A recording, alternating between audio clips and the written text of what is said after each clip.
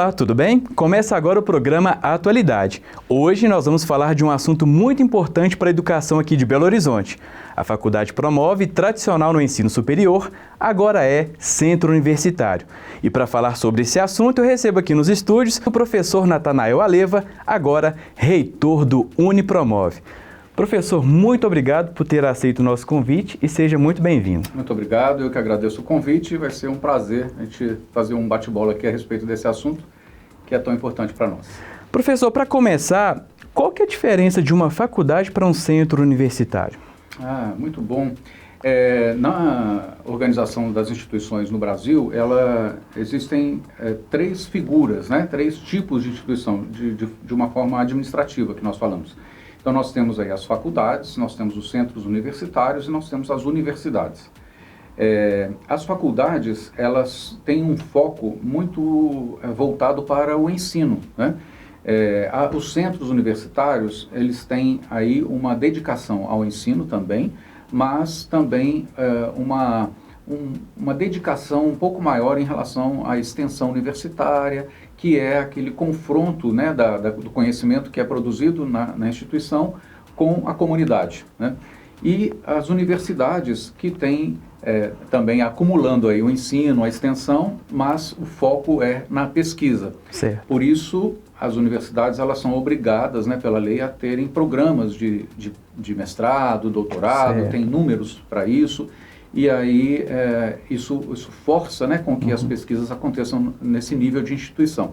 Certo. Essas organizações, elas têm, obviamente, essa questão acadêmica, mas têm também algumas diferenças que são administrativas, o que facilita, né, algum trâmite e que certamente nós vamos falar um pouquinho deles daqui a pouquinho aí. Certo. Ô professor, quando que começou esse processo dessa transformação? O início de tudo, como que foi esse processo e qual foi o maior desafio, uma vez que os critérios de avaliação do Ministério da Educação são muito rigorosos, né? Sim.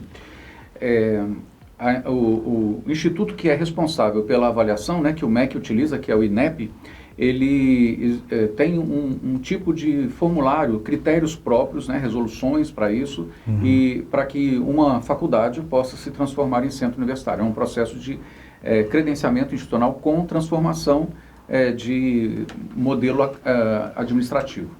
E existem esses critérios que são estabelecidos, aí são número de cursos, não pode haver nenhuma penalidade, né, sobre a instituição, as notas que esses cursos e a instituição têm, né, precisam ser notas estabelecidas aí por esse resolução, notas de qualidade, e obviamente os critérios que são ligados aí ao projeto institucional, ao projeto pedagógico da instituição, aos professores, que são avaliados, tutores de AD, né? E também a infraestrutura, que também é um componente que é avaliado. Tudo isso é visto, né, por essa comissão designada de avaliadores, que são técnicos especialistas na área, né? São pessoas que já têm experiência em gestão acadêmica, e eles avaliam esses critérios. Normalmente são 3 avaliadores, são avaliadores que não são do Estado, né, não são mineiros nesse caso. Sim. E vêm de diversas partes do Brasil e aqui fazem essa avaliação atendendo a esses critérios. E obviamente depois esse relatório é encaminhado lá para o Ministério da Educação, e a Secretaria de Regulação, que a gente chama de SERES, né, ele faz essa avaliação técnica e criteriosa com base na legislação e no relatório para dar um parecer, né, sobre essa possibilidade. Esse processo todo também é avaliado pelo Conselho Nacional de Educação, porque quando há o credenciamento ou um processo de transformação de instituição, o Conselho Nacional de Educação também avalia. E, então, são várias etapas, é um processo longo, né, realmente muito criterioso, para que a gente consiga chegar no dia em que a portaria é publicada e nos dá essa alegria, né, essa satisfação de conquista, que realmente é uma conquista muito grande para nós. E vale ressaltar, professor, que nessa mudança, né, nesse processo de avaliação, a instituição foi avaliada com nota 5, avaliação máxima, né? Isso. No critério de avaliação, é até engraçado, né, a gente falar nota 5, parece que ficou mal, né, mas no critério de avaliação que o Ministério da Educação usa, a nota máxima é 5. Então é como Também os hotéis utilizam 5 estrelas, não é isso? No caso do Ministério da Educação também a nota no máximo é 5. E nós tiramos nota 5 nesse processo de avaliação. Impressionante. Professor, o Promove é uma instituição de décadas aqui em Belo Horizonte, né? Muito tradicional, com a unidade ali na João Pinheiro, muita gente se formou ali também, hoje tem no Prado, tem no São Lucas. A partir do momento que se torna um centro universitário, que patamar a instituição agora alcança aqui em Belo Horizonte, Minas Gerais? Isso que você falou é muito interessante mesmo. A gente, não só em Belo Horizonte, mas a gente anda no interior do estado e vemos muitos ex-alunos, né, do Promove em várias cidades. E é uma marca conhecida, tradicionalmente aí em ensino médio, né, preparatório, na época dos cursinhos para o vestibular. Então, era um nome muito conhecido mesmo e tem uma penetração muito grande aí em todo o estado. E eu acredito que seja assim, uma coroação dessa marca que começou lá no ensino fundamental, médio, né? E depois alcançou o ensino superior por volta aí de 2005 e chegar então hoje a centro universitário. Então é uma coroação de uma marca que é tradicional na educação, conhecida e que reflete qualidade no ensino. Certo. Agora virando do Centro Universitário Promove, professor, na prática o que muda para a comunidade acadêmica? Então, como eu disse, essa diferença, né, de nível de faculdade para centro universitário, para a universidade, tem aquela conotação que eu falei no início, Sim. né? Mas também existem questões aí burocráticas que facilitam a vida da instituição. Então, por exemplo, um centro universitário, ele pode criar cursos com a própria autonomia que a lei lhe confere, diferentemente de uma faculdade. Pra você ter uma ideia, uma faculdade, se ele quiser criar um curso, qualquer que seja, ele quiser criar um bacharelado em administração, uma licenciatura em química, qualquer curso, ele tem que fazer a solicitação ao Ministério da Educação. Certo. Esse processo, do início do trâmite até a portaria, costuma durar aí em torno de 2 anos. É um processo lento, né, que às vezes não anda no mesmo compasso do mercado. Certo, não é isso? É verdade. Então, se uma instituição ela tem autonomia de criação de um curso pelo próprio Conselho Universitário, eu posso fazer uma pesquisa de mercado ou o próprio mercado demandar algum curso para a instituição e nós nos reunimos, né, o Conselho Universitário se reúne e pode autorizar a criação daquele curso. E o curso pode ser lançado a partir da ata, né, que é feita do Conselho, pode ser lançado no dia seguinte. Então, é uma coisa muito mais rápida.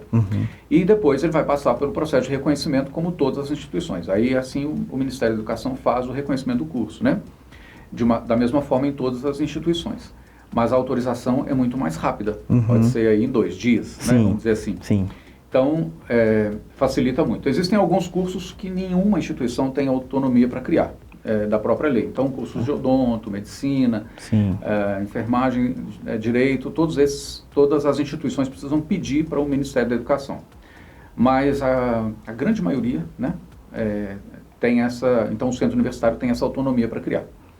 Outra coisa que favorece por exemplo, o registro de diploma. O centro universitário, ele pode registrar os diplomas dos alunos que estudam nele, né? Então, todos os alunos que formarem aqui serão registrados no próprio centro universitário. Ah, legal. Ao contrário disso, por exemplo, uma faculdade precisa encaminhar o registro para uma universidade, o que leva tempo também, né? Custos e etc. Então, esse também é uma questão burocrática que favorece o andamento aí dos processos institucionais. E também uma questão aí que fortalece a ideia do centro universitário, como eu disse lá no início, é a questão da extensão universitária. Nós temos a possibilidade de aproximar, né, a comunidade da instituição de ensino. Nós, tradicionalmente, sempre fizemos isso aqui. Sim. A gente sempre teve participação de muitos projetos, muitas ações, muitos cursos de extensão. Mas agora é mais vocação, agora é uma questão até que é impulsionada pela própria natureza da instituição. Então nós temos aí que fortalecer esse elo com a comunidade, né? A gente diz que precisa baixar bem o muro da instituição para que a comunidade tenha acesso livre e essa seja uma mão dupla. porque a instituição leva para a comunidade os conhecimentos construídos, trabalhados aqui, para favorecerem os processos comunitários, melhorar a qualidade de vida, né, de toda a população, mas também trazer da comunidade para a instituição de ensino o saber popular, as demandas sociais, né, tudo que seja importante para a comunidade. Não faz sentido uma instituição existir se não estiver envolvida com a comunidade do entorno. Que sentido faz formar um profissional que não esteja vinculado com a comunidade? Ele vai atuar onde e para quem? Então, é preciso que a gente tenha essa interação com a comunidade, entender bem quais são as demandas, a cultura, né? E nosso Brasil é muito grande. A gente tem sempre a preocupação de formar o nosso profissional, né? O nosso aluno, com uma visão para o mundo, né? Para o Brasil, mas conhecendo a realidade local. Porque se ele for atuar aqui, ele vai saber bem a comunidade que ele atua, a demanda que ele atua. Mas se ele quiser também sair para o Brasil ou para o mundo, ele também tem essa visão geral, né, que é necessária. Certo. E com esse ganho de autonomia, professor, hoje o Promove tem mais de 50 cursos de graduação, né, distribuídos nos formatos presencial, digital e EAD. Isso. Existe já esse estudo de mercado para mais para frente poder criar novos cursos? E nós estamos num momento assim de transformação. Sim. Né? A educação, ela nunca passou, a gente fala assim, né, que nunca passou por um momento tão transformador, porque nós estamos vivendo esse momento agora, mas existiram momentos muito importantes de transformação. Mas nós estamos vivendo num dos maiores, talvez seja aí, né? Nós pensamos que fosse a televisão, com o advento da comunicação de massa, com rádio, depois com internet, e hoje vemos a inteligência artificial, redes sociais, um perfil muito diferente da própria comunidade, da sociedade. Então, esse é um momento de muita reflexão no mundo acadêmico, para que ele não fique muito distante, como a gente estava dizendo, daquilo que a comunidade demanda. E nós precisamos entender exatamente o que hoje essa comunidade demanda. Certo. E é necessário essa compreensão para saber que cursos oferecer, que formato é mais adequado. Nós vivemos na pandemia e tivemos que fazer um formato à distância, né? Sim. Ou seria EAD, ou então seria o que a gente chama de síncrono, aquele remoto, digital, em que o professor está dando aula aqui, conversando com o aluno lá, e essa correspondência. Pensou-se que esse formato seria o ideal. Então, depois da pandemia, todos falavam, os cursos presenciais vão praticamente desaparecer, vão ficar só as práticas, mas não foi isso que aconteceu. A gente percebe que há um movimento contrário, né, de as pessoas quererem estar nas instituições, para a maior parte dos cursos, especialmente os cursos da saúde, os cursos de engenharias, etc., então, a gente tem uma ideia daquilo que se faz, mas é necessário perceber exatamente aquilo que a comunidade demanda. Certo. E nós estamos prontos aqui para ver tanto a questão de tipos de cursos, também como formatos de cursos, né? Porque nós precisamos atender essas duas coisas. Que tipo de curso oferecer e como oferecer, para que atenda exatamente a essa comunidade. Certo. Quando o aluno entra numa instituição de ensino, ele já está pensando lá na frente, no mercado de trabalho, né? Com essa transformação em centro universitário, como é que fica a relação do Unipromove hoje com o mercado? Eu acredito que isso é um ganho para o aluno. Sim. Porque quando o mercado percebe, né, que uma instituição de ensino, ela migrou de uma organização para outra e que para isso existem critérios de qualidade que são avaliados, como nós comentamos aqui no começo, o mercado vai dizer, bom, se esse aluno está se formando lá, é porque é um aluno que está sendo educado, né, numa instituição ou num ambiente que atende a aqueles critérios estabelecidos pelo Ministério da Educação. Então, obviamente, isso vai refletir na sua vida, tanto pessoal, né, quanto profissional. Então, eu acredito que o mercado tenha uma abertura maior, uma boa receptividade, né, e querer esse aluno que se forme no centro universitário. Legal, professor. E após essa conquista, qual que é a visão de futuro do Unipromove? Esse desafio é o desafio que eu comentei aqui um pouquinho antes. Sim. Todos nós, educadores, estamos muito preocupados, né, e discutindo muito qual é o caminho e que tipo de educação profissional nós precisamos oferecer para que esse aluno que saia, né, esse profissional, ele consiga atender a expectativa do mercado. Saber que tipo de profissional o mercado realmente está precisando. E a gente tem visto essa mudança muito grande, porque muitas áreas, muitas carreiras que antes exigiam uma formação, né, formal e técnica, hoje são substituídas não só pela inteligência artificial, sim, mas substituídas por robótica, ou por uma combinação delas, ou por uma outra forma de se fazer, né, aquela área. Então, é um momento de muita expectativa, né, para o mundo acadêmico, de muita discussão, para encontrar, né, de fato, qual é o nosso papel, qual é o papel da instituição para formar profissionais para atender esse mercado. Esse, eu acho que é o maior desafio, não só do Unipromove, mas de todas as instituições de ensino aí do mundo. Professor, você já está há bastante tempo, né, à frente do Promove, de outras instituições também. Existe algum desejo pessoal seu ainda, né? Porque, assim, transformar uma faculdade em centro universitário já é um ganho enorme, né? Uma conquista muito grande. Mas existe algo ainda que você deseja fazer à frente da marca Promove? Para um gestor, né, galgar esse patamar aí, né, de transformação em algo melhor é sempre uma conquista muito grande, né? Não é uma conquista só institucional, mas eu até quero aqui agradecer a cada um membro da comunidade acadêmica do Promove, porque se não fosse você, nós não teríamos conquistado esse patamar. Cada um com o seu papel é fundamental, porque não se faz uma escola só com o professor, só com o gestor, só com o funcionário auxiliar administrativo, e isso não é discurso. Para quem vive numa instituição de ensino sabe que é necessário essa engrenagem toda funcionar.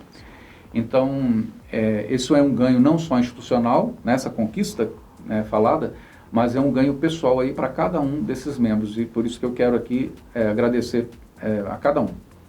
E do ponto de vista pessoal, o que nós queremos é identificar de fato assim, como o Promove, como o Centro Universitário agora pode contribuir da melhor maneira possível com a comunidade para dar a ela aquilo que ela necessita para formar bons profissionais, que tipo de profissional, né, nós precisamos formar. Essa discussão que nós estamos falando aqui. Nós precisamos identificar isso de forma rápida, né, porque nós não podemos continuar fazendo a mesma educação que fazemos há muitos anos. Então, mesmo estando aqui na educação há tantos anos, como você disse, a gente já viu passamos por muitas transformações, mas essa de fato é uma transformação que nos chama muita atenção e nos preocupa, porque é preciso de fato debruçar, discutir, né, e encarar essa realidade que chega às vezes com muita rapidez, né, e exige também muita rapidez para reagir e também construir uma coisa melhor. Então, é um cenário diferente, né, mas muito desafiador. E tenho certeza que a equipe do Promove está pronta aí para esse desafio. É isso, vamos caminhando para o finalzinho da entrevista. Professor, o espaço está aberto agora, né? Se você quiser deixar alguma mensagem para toda a comunidade acadêmica, para o mercado em si, né? Esse mercado da educação que, como você bem disse aí, está em transformação, né? Sim. O espaço é seu. Bom, então eu quero aqui agradecer primeiro a toda a confiança da mantenedora em relação à instituição, né, para esse processo de transformação, que há um envolvimento de todos. Então, agradecer a mantenedora das faculdades Promove aí por acreditar nesse processo de transformação. De fato, mais uma vez eu quero dedicar esse crédito a cada um dos professores, gestores, alunos, todos que se dedicaram a receber essa comissão, a participar de todos os processos da visita, durante a visita, né, e acompanhar todo esse processo. Então, muito obrigado a você que se dedicou para termos essa conquista.